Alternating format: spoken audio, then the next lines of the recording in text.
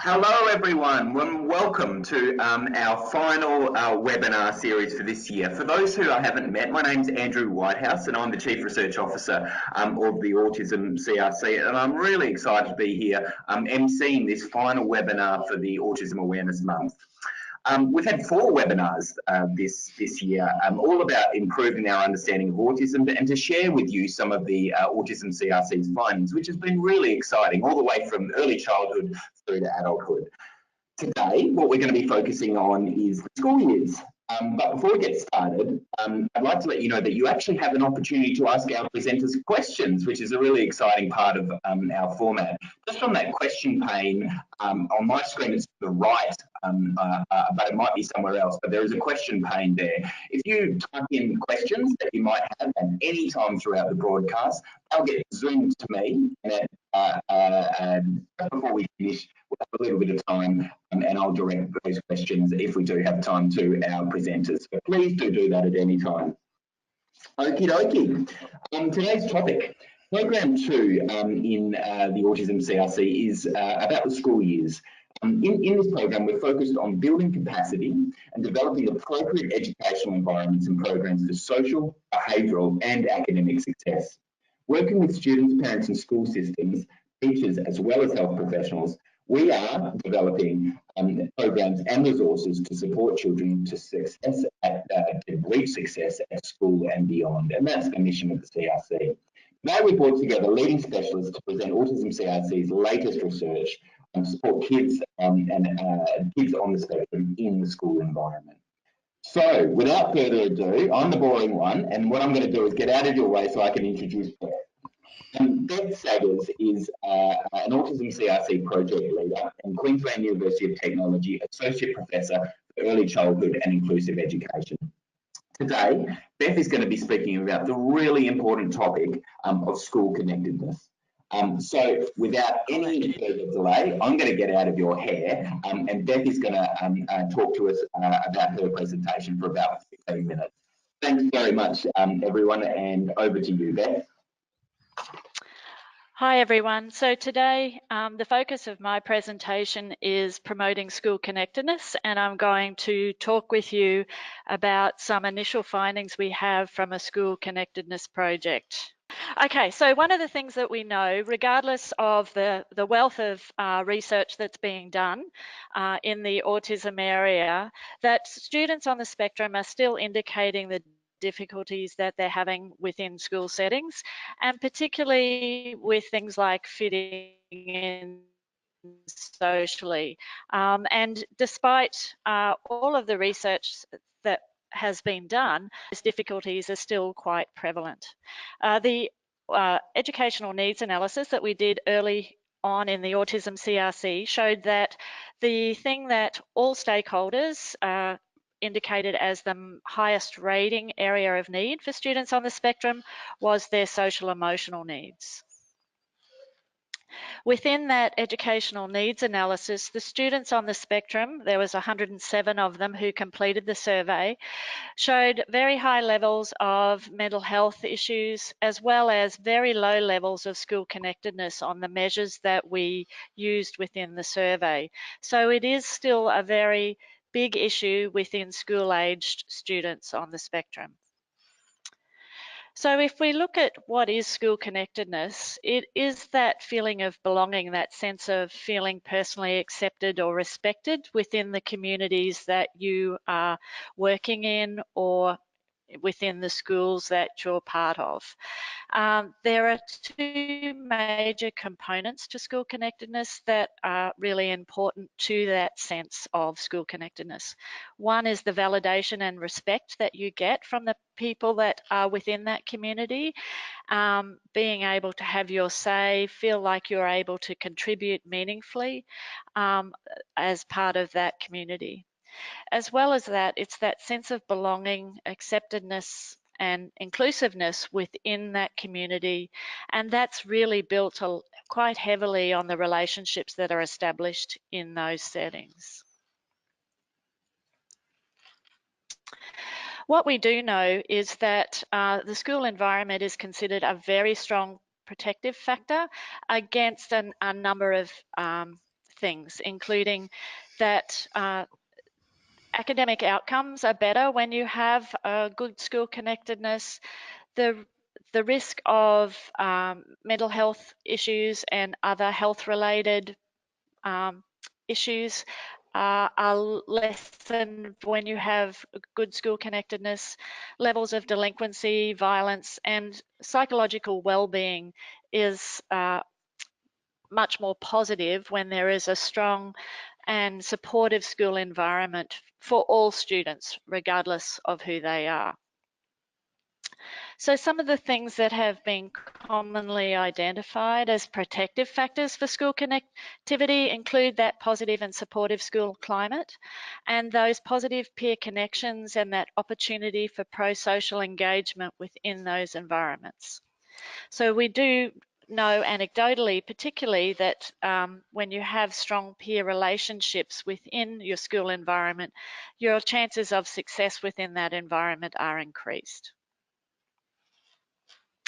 So what we do know is that school connectedness is a very strong independent predictor for depressive symptoms in adolescence. So if you have that strong sense of school connectedness, then you are less likely to have, it is a protective factor against a lot of those mental health issues that particularly can arise during adolescence. And that's for all students. What we've wanted to look at in the current project in the Autism CRC was school connectedness for students on the autism spectrum.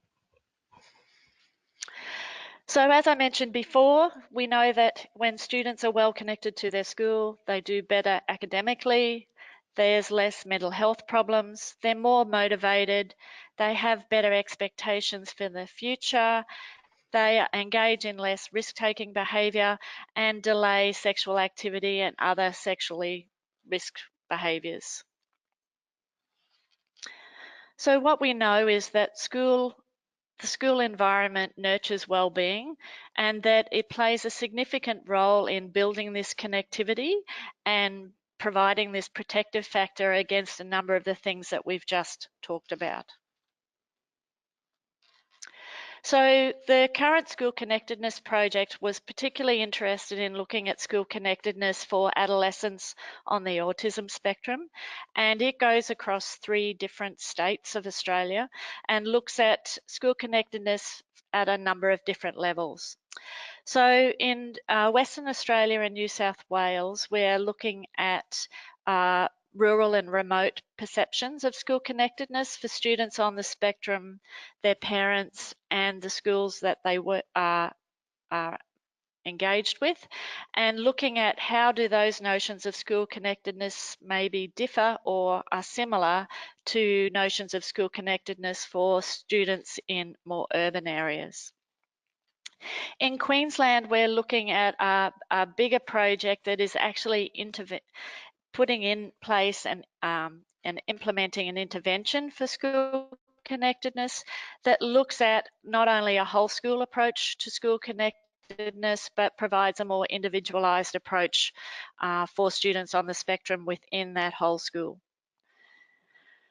So if we have a look at the diagram on the left, so what we have been working on within this aspect of the project is implementing a school connectedness whole school approach to ensure that school connectivity can be positive and try and really strengthen that for students in general across a whole school environment and really nurture that inclusive school culture.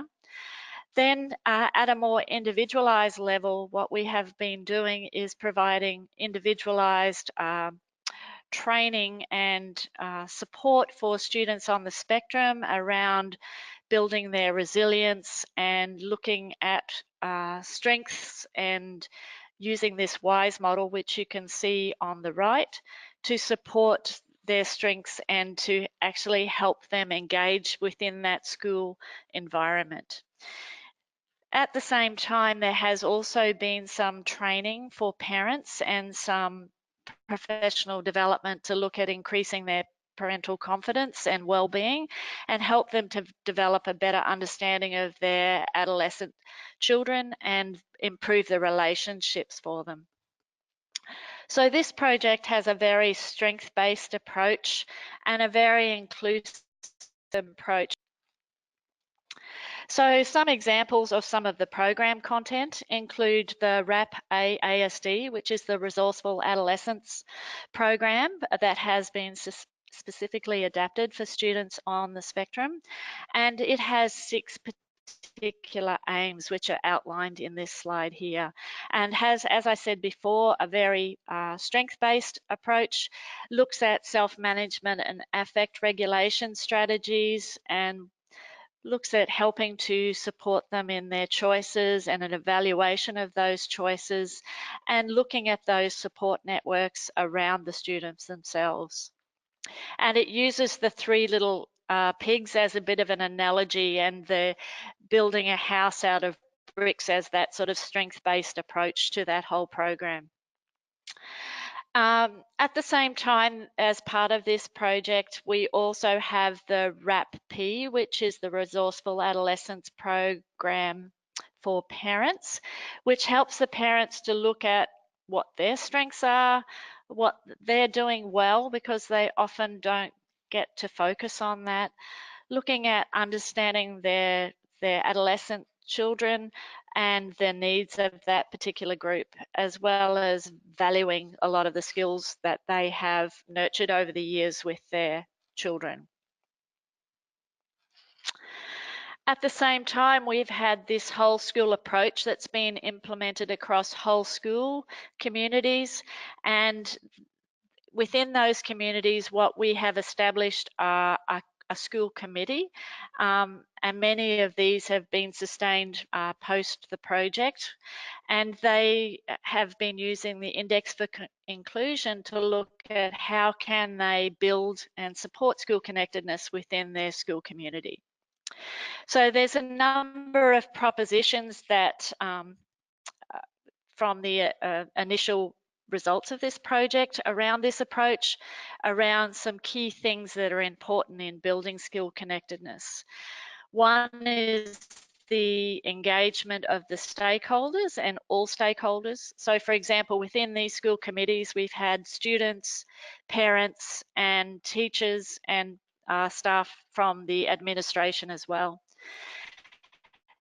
The second proposition is that it's very important to value the input of all those participants, being able to support this school connectedness with appropriate resources, and being able to establish those clear, specific and obtainable goals that can actually be implemented and achievable.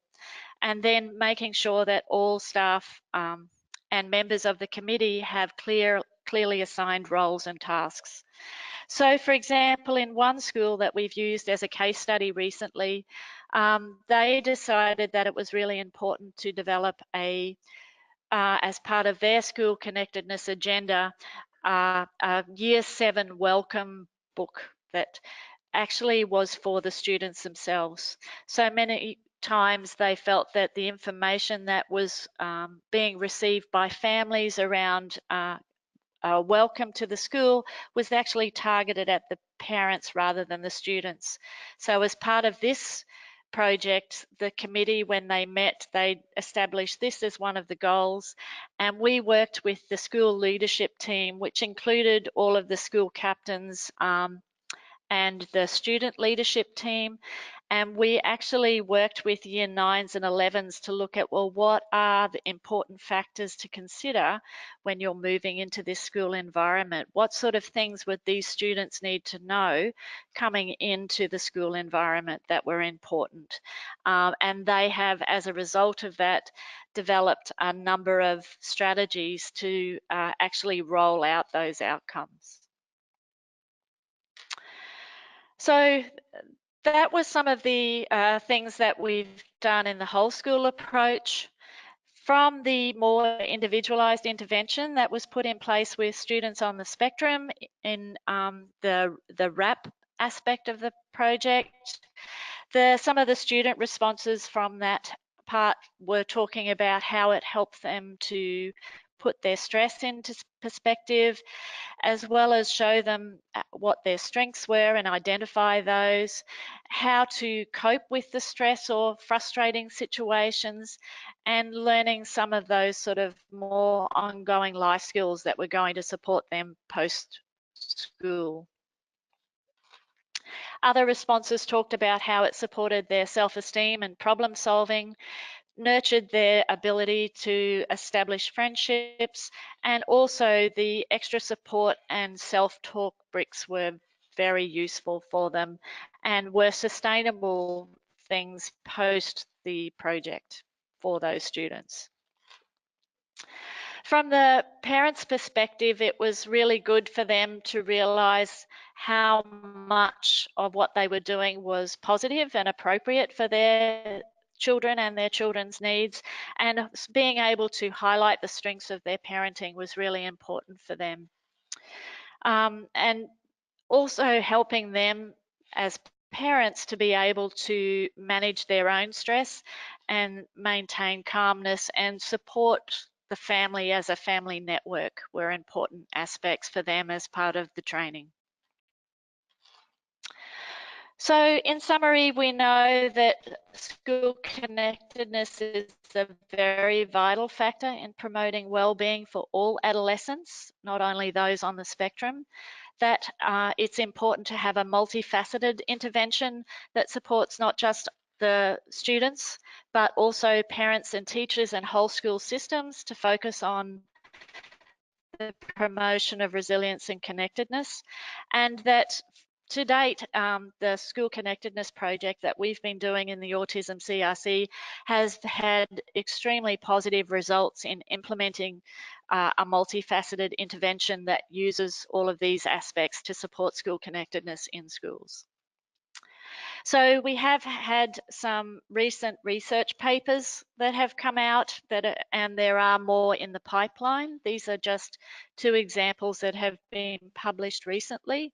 And we are also in the process of developing a website that will provide a summary of a range of different resources that will be freely accessible through the Autism CRC for not only teachers and school communities, but also parents and caregivers, with a soft launch, we hope, in June this year. I think my time's up, but there are other slides accessible on this presentation that just give you some other ideas around how you can build positive school communities and school connectedness for students of all different ages. Oh, sorry. Okay, apparently I can finish. So a lot of these things we do as part of our general classroom and school management, but it is about establishing those respectful relationships and looking at things like the school policies and practices that can create a positive environment. So some of the simple tips are that pro-social behaviour, that really concerted effort that teachers will make to establish different relationships with students in their classrooms, the use of some of that classroom management tools and teaching methods that they use to improve those relationships, being able to nurture some of that social emotional learning and competence for students is really important, and trying to enable that active participation of all students within the school community.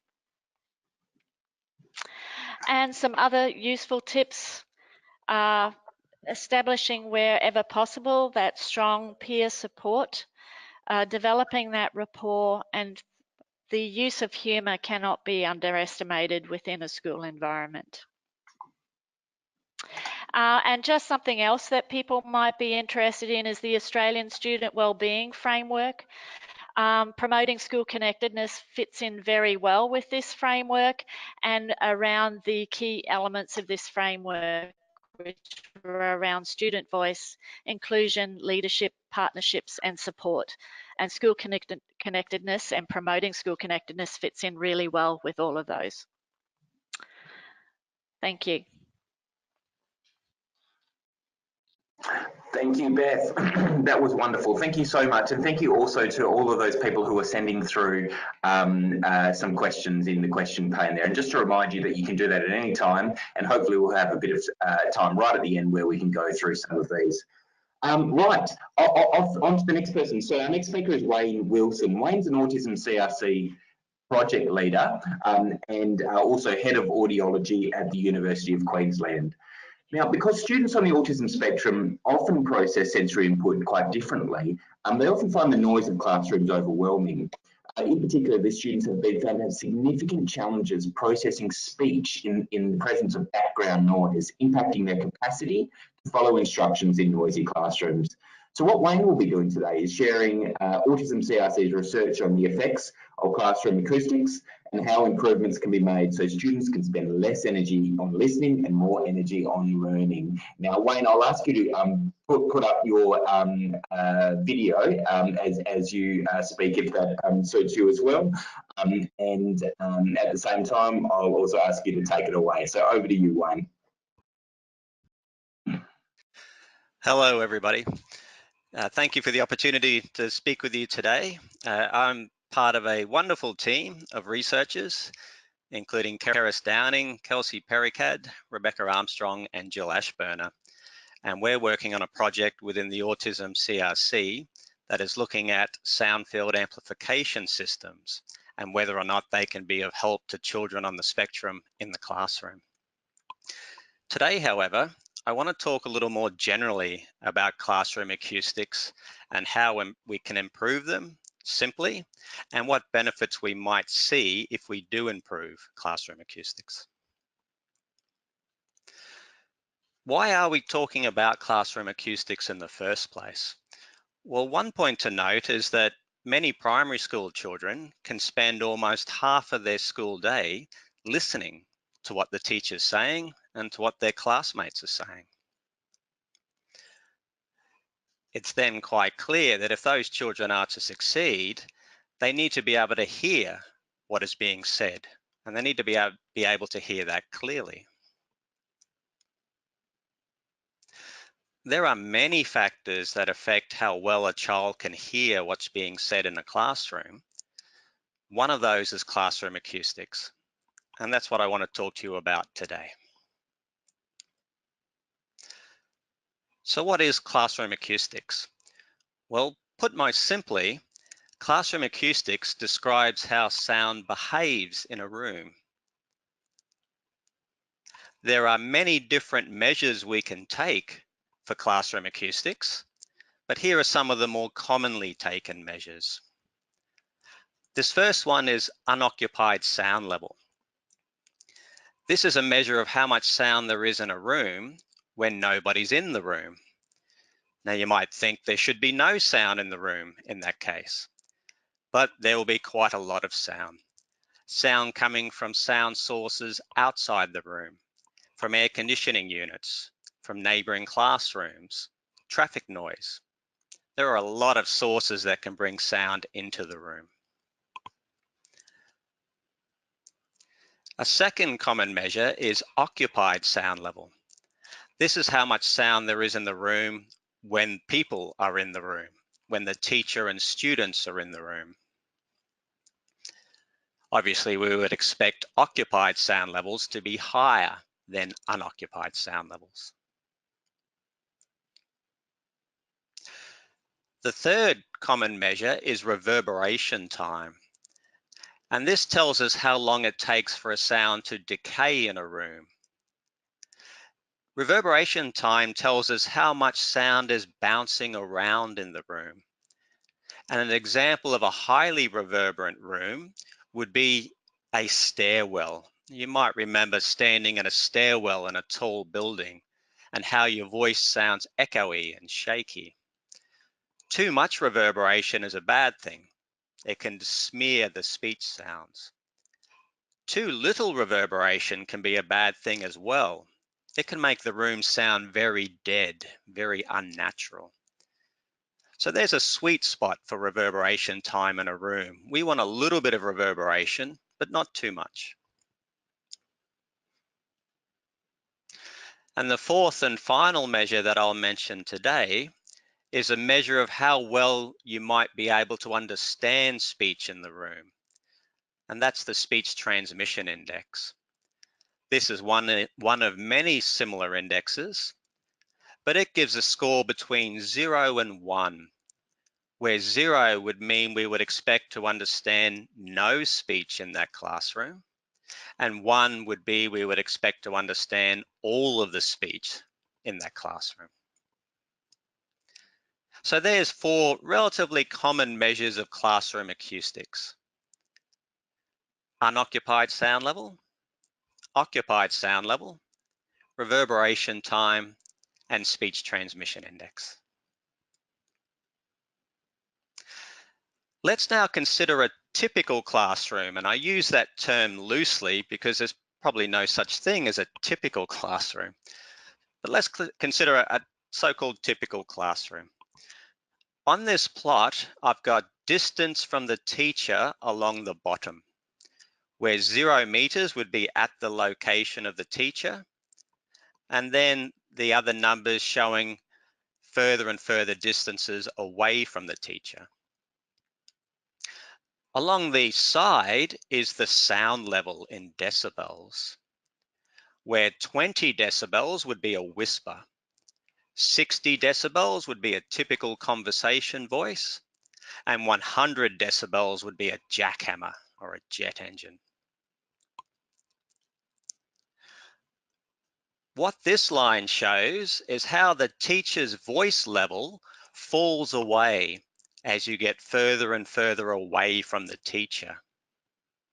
So right at the position of the teacher, 0 meters, we can see the light blue oval showing the teacher's voice is quite high in level.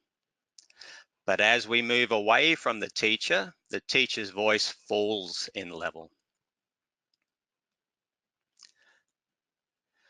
What I've now added in red is all the classroom noise. This is all the sound bouncing around in the classroom, that reverberation, all the other noises that we don't want. And we can see that in a typical classroom, that noise floor can often be quite high. There can be quite a bit of background noise in the classroom. You can also see that the teacher's voice, the blue line, will fall below the level of the noise from even only short distances away from the teacher.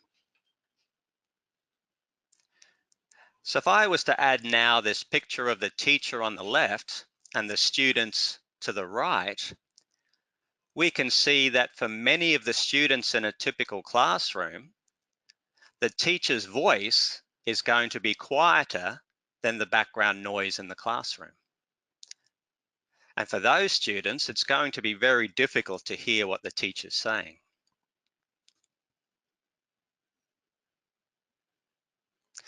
What are the consequences of poor classroom acoustics?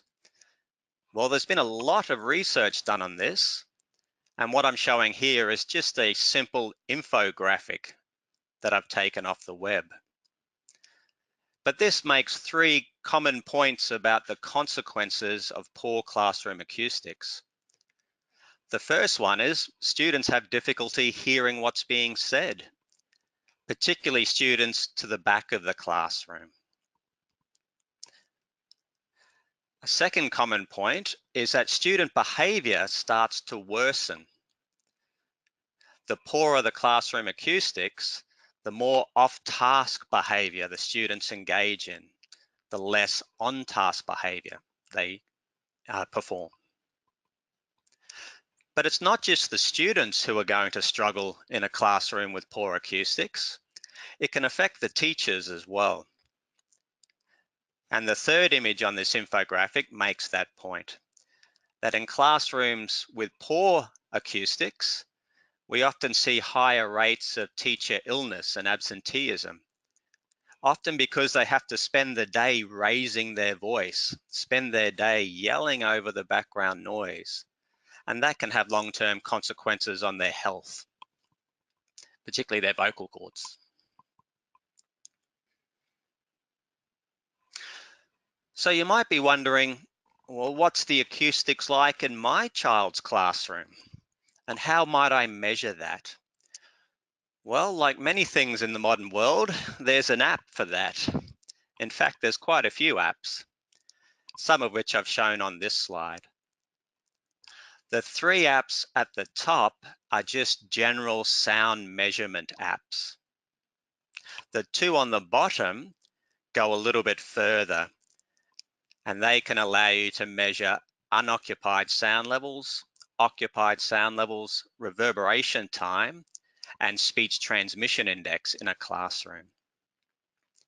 And those 2 apps on the bottom are actually produced in part by the Australian National Acoustics Laboratories in Sydney, a very reputable research organisation.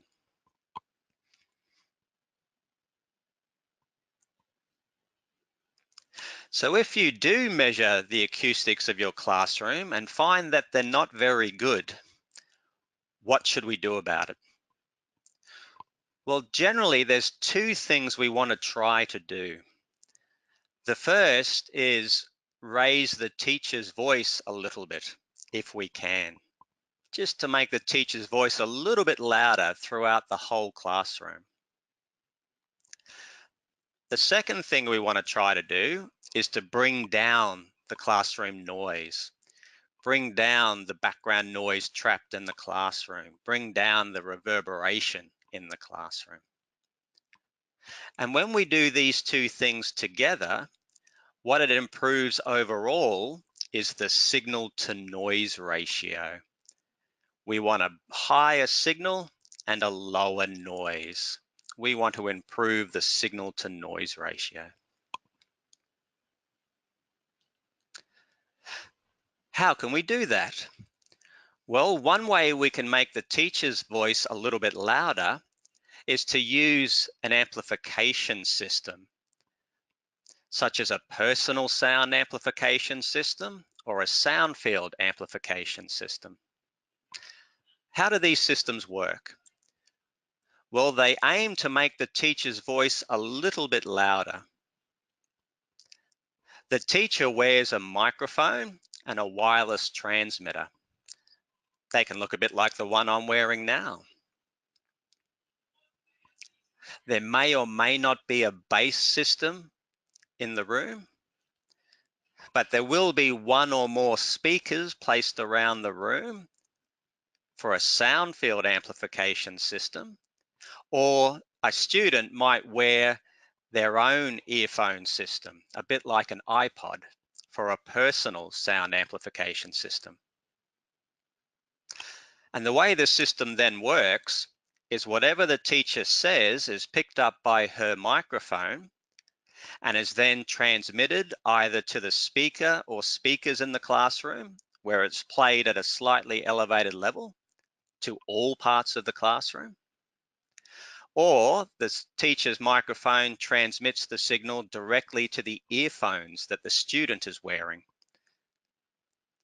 And the student can then hear the teacher's voice clearly, no matter where the student or teacher are in the classroom. But both of these systems are trying to make the teacher's voice a little bit louder. What about classroom noise? How can we go about reducing the noise in a classroom? Well, one way would be to build better classrooms. No more open plan classrooms, no more demountable classrooms. Whilst these classrooms may have teaching advantages or may have financial advantages, they are terrible acoustic environments. And we've known this for a long time. How can we build a better classroom? Well, we want to reduce the noise and the reverberation in the classroom. We can do this via simple ways, shown here in these 2 pictures.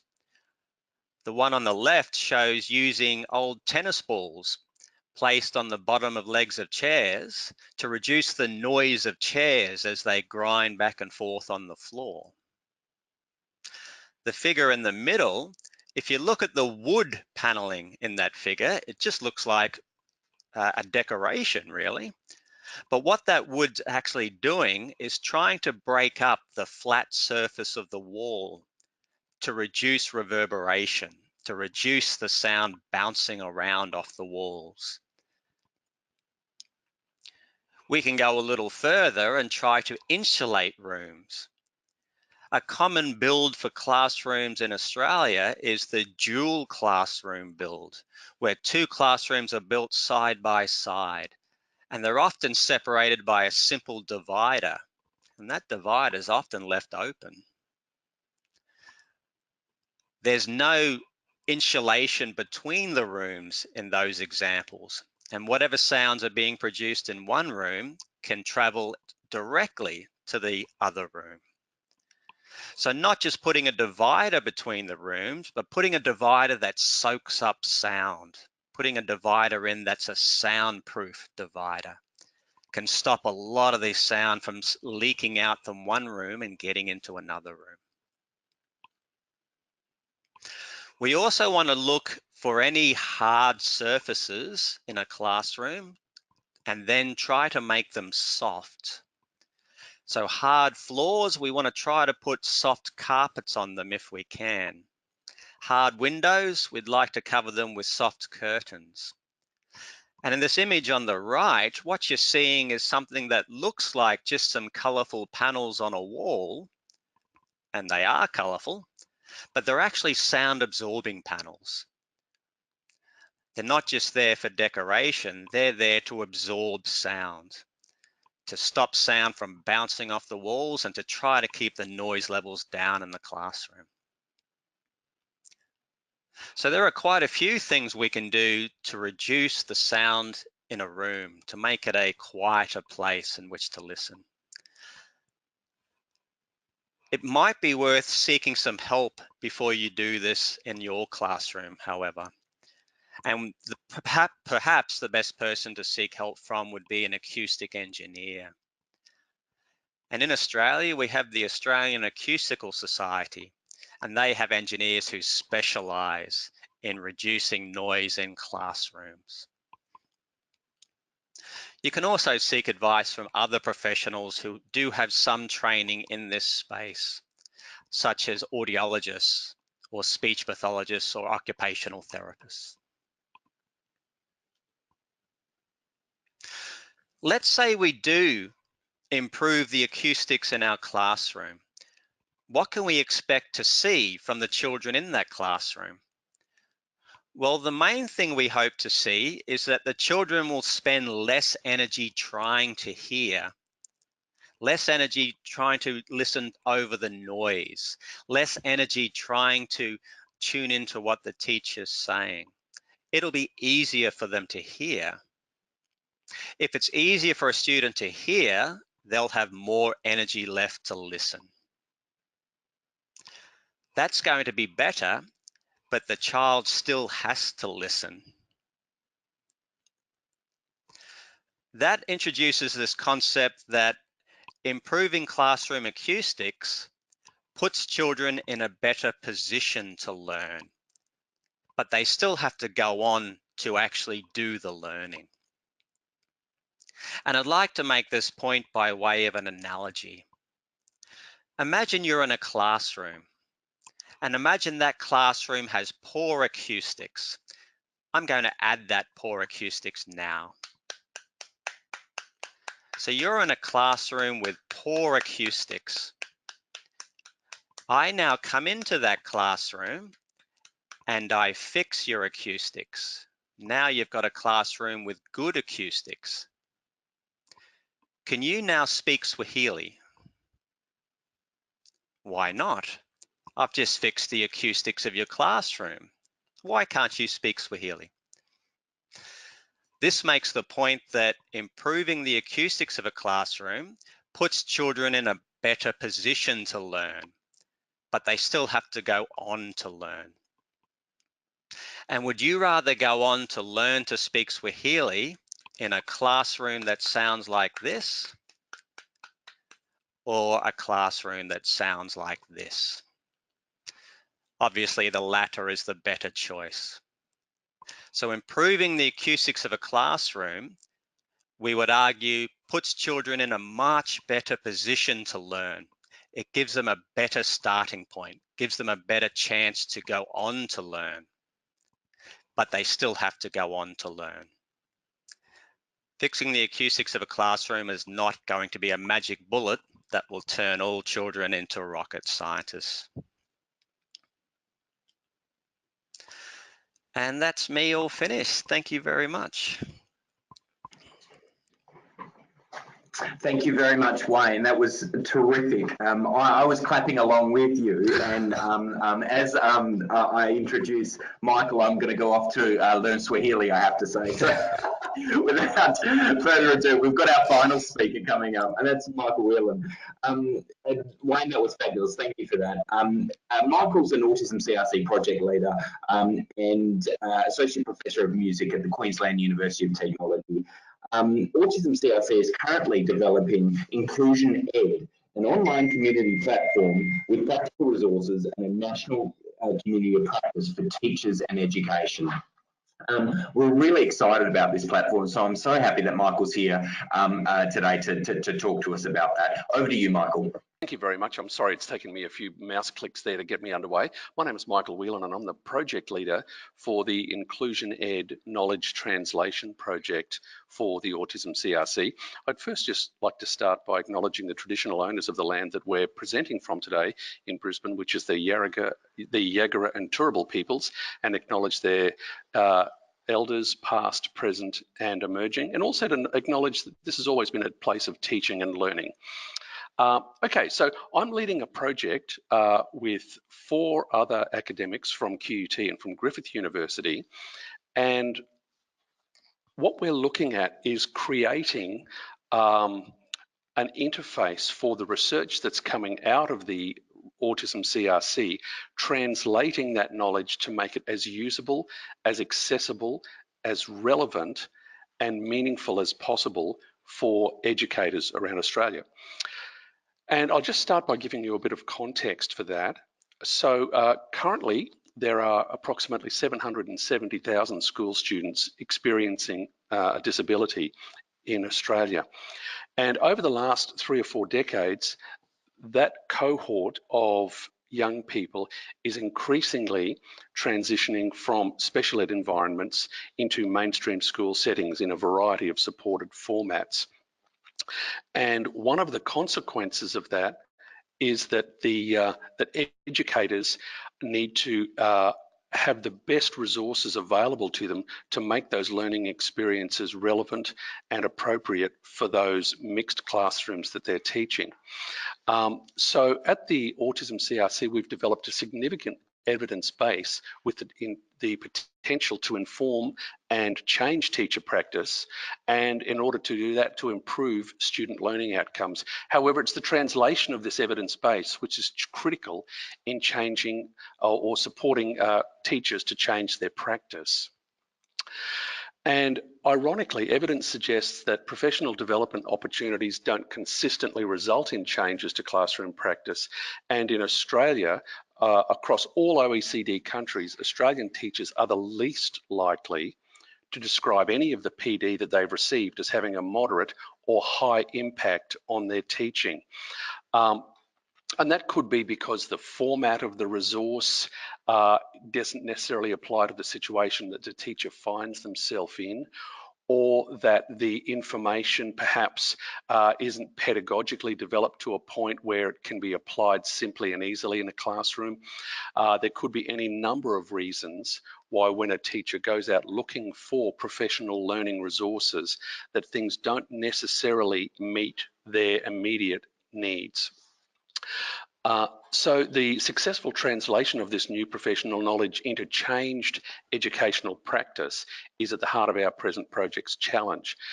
So the website that we're developing, this portal, intends to facilitate teacher understanding and adoption of evidence-based practices and the success of that will ultimately be realised through improved student outcomes. So in order to achieve the aims that we set up for ourselves of translating this extraordinary output of research findings at the Autism CRC, to make them available to teachers in a supported and in a way of supported implementation, we needed to consult widely with all of the state-based and national stakeholders, including teachers, principals, and policymakers. And this consultation required us to engage with each of the stakeholder groups in co-designing this new e-learning resource. So we decided to use a participatory design framework to deepen our understanding of the communication and technology needs of educators within and across the Australian context.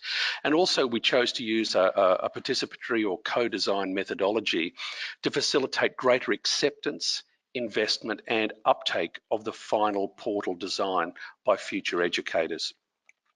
And this was really critical to us because there are so many resources that are created, particularly online resources, where the end user hasn't been consulted in part of the development of that resource. And one of our catch cries for this project really has been, it's designed with teachers for teachers. So we ran a series of co-design workshops and we conducted them with classroom teachers, specialist teachers, principals, policymakers, parents and students on the autism spectrum. And you can see on the image there, there's a couple of snapshots of what that process looked like with participants from metropolitan, regional and remote schools joining us online to start a conversation in a workshop, in a co-design workshop environment of what their professional learning needs were, what those priorities were, and what would be the most influential factors in them taking these resources and implementing them in a classroom. So we had participants from government schools, Catholic ed, specialist providers, independent schools, and we used participants from Queensland, New South Wales, Victoria, Tasmania and Western Australia. And we brought to them a set of provocations. And those provocations were really around what their ideal learning experience would look like, what a new learning system would look like. And they were held, the workshops, sometimes we had participants live in the room with us, other times we had participants logging in remotely. And we conducted these workshops and asked the participants to design the concept maps of how they'd like professional learning resources to be delivered to them, how they'd like to use them, and what the benefits they hope they would be, to guide us in establishing a set of principles that we can use to inform the design of our website. And so you can see on these walls here, we've got a range of transcripts of learning, professional learning systems should work. We've got a slow network connection according to a message that popped up, but I'm going to ignore it. So we then analysed that data from the teachers, but in the first instance from the teachers, and really we analysed it thematically, and then we analysed it textually, and we looked at what the principles and the themes were that emerged from our workshop processes with all of those varying stakeholders. For those of you who are interested in the analysis techniques we used, I think these slides will be available afterwards, and this detail will remain there, but I won't dwell on it too much now. But basically, we use textual and visual analysis to extract a set of core principles that would inform our priorities as we develop this online resource. And that the first form that took was a map that's on the screen now, which tried to articulate the relationship, the communications relationship between key opinion leaders, researchers and experts with teachers delivering in practice, parents who would be supporting that implementation in home environments, and students, and also looking at how students would like to see themselves represented in this conversation, in this broader learning community conversation. So based on that, we developed a prototype, and as you can see on screen there, the prototype, one of the core the 4 core foundations of our project were that we would have diverse learning, an evidence base, a set of vision and values, and the creation of a learning community. The website, one of the elements we chose to use was drawn from a combination of social media and things like Netflix design, where you can see on this screen where there are, for example, trending practices where we're acknowledged a lot of teachers are using this resource. If we had new releases we were putting out on the website, which would indicate that this is perhaps something that the teacher hasn't seen before. And then we had whole of school practices. These are projects that could be implemented at a school level, right down to individual teacher practices that they might implement in the classroom, from anything from teacher-student relationship management or preventing behaviour, etc. So I'll go into a little bit more detail on how these might be presented to teachers. As you can see here, there are 3 practices on the screen at the moment: clear instructional sequences, classroom organisation, and classroom profile. In one of those snapshots, you can see that there's the visual presence of a researcher who might be able to be contacted through the website moderator to ask specific questions of. There are also information about the duration of implementation of the task and which school group it's aimed at, whether it's middle years, junior school, or senior school. And in addition to that, you can see there's a rating system like you might find in a social media setting, where the learning community who've implemented this particular resource have an opportunity to provide commentary and feedback to other colleagues within that broader learning community. One of the key elements of the site is the opportunity to evaluate the relevance and appropriateness and the targeting of that resource to the specific need of the teacher. And you have the opportunity either on a sliding scale like this, or to provide written commentary about how useful this particular resource was in meeting your needs. That information would then go straight back upstream to the researchers who've developed this particular resource and the knowledge translation team, so that there's a continuous conversation between the learning community, the teachers who are implementing these resources, right through upstream to the researchers who are informing the design of these learning programs. And that continuous conversation between a learning community with each other, doing peer-to-peer exchange of knowledge and learning, right through to the people who are publishing their resources, is a continuous loop.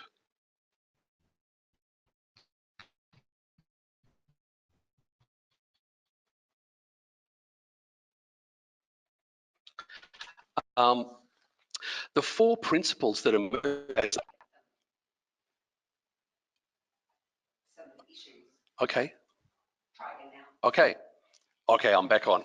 So there were 4 foundations that our project is being informed by, a set of principles. The first being strong foundation, knowing that the information that's been published in these teacher practices is informed by best practice research. There's quite a lot of resources. If anyone is resource shopping online and you do a search for a particular support material, often there can be hundreds of hits, and it's very difficult to know whether something has been invented by someone casually, or whether it's been thoroughly researched and developed and critiqued by professionals. So having a strong foundation was a very important part of the message. The other was efficient discovery, being able to find the right resources as a specific situation arises. So making sure that the systems that we establish on our site and the key words that we tag, that as teachers search our resource website, that they can access what they need as quickly and as efficiently as possible. Supported implementation was critical. The idea that we would provide pedagogical frameworks for the implementation, the planning, implementation and evaluation of each resource to make sure that we're providing the roadmap for teachers to implement these practices and then report on their success or otherwise. And the final point being the learning community. We really wanted to establish a learning community where colleagues and practitioners can exchange ideas about the implementation of resources or about the need for new resources, and that this growing community is the living citizenship of, if you like, of a national community of educators focused on best practice delivery of teaching and learning for diverse learners. So I'll really quickly close up now by saying that the stage 1 has been completed. We're in stage 2 now, where we're actually building the resource and we're taking it out to teachers for user testing. And we really hope the impact is profound, because there's these 770,000 school students experiencing a disability, and there are 404,000 educators across all jurisdictions and systems in Australia who we're hoping will engage with this resource and have an impact on the students and their families continually by using the Inclusion Ed resource. So that's it from me, everyone. There's a number of references there that will go out in the at the end of the webinar. And now I think I'm going to be handing it back to Andrew. Thanks very much, Michael. Look, we've got time just for one very, very quick question. Thank you to all of those people who sent through questions. We've run a little bit over time, so I'll just do one question, and this one's for Beth. Beth, do you have an estimated date when Inclusion Ed will be released? Sorry, Andrew, could you just repeat that? Just a very quick question for you. Do you have an estimated date when Inclusion Ed will be released? That'll be for Michael. Oh, yes, sorry, for Michael, yeah. Yep. Estimated date for Inclusion Ed. Okay, we're looking to do after our user testing, to do a soft launch around middle of 2019, so in the next 3 to 4 months. And then following that soft launch and the feedback we receive from participants in user testing and from our advisory group of teachers, we're looking for a national launch early in 2020. Fabulous, thank you. Thank you also to everyone else who wrote questions. Unfortunately, we are at time and we have to finish very much on the dot for these webinars, but we do thank you, and please do get in contact with the presenters today, and I'm sure they'll be very happy to answer your questions. Thank you very much to Beth, Wayne and Michael for sharing their research and experiences with us. I'd also very much like to thank everyone who logged on to listen to us today. This year's webinar series has been extremely popular and all sessions were fully booked up, which is fantastic to see. If you'd like to be able to hear any of the other webinars in the series, the good news is that we'll place the recordings of this as well as all of the other webinars on our YouTube channel, and you can just search for that within YouTube. We'll also share these recordings on our website and through our regular social media channels on Facebook and Twitter, most likely in the next week. A personal thanks also to Callie Jackson and Sally Vidler, who have organised all of this. This doesn't happen just by itself, and they put in enormous work. So thank you to Callie and Sally. It sounds like a vaudeville act, but they work fabulously together, and we thank you so much for helping us. If you'd like to know anything more about the Autism CRC's work across the lifespan, please visit our website, where you can also sign up to our e-news as well as participate in some of our studies. You can also follow us on social media.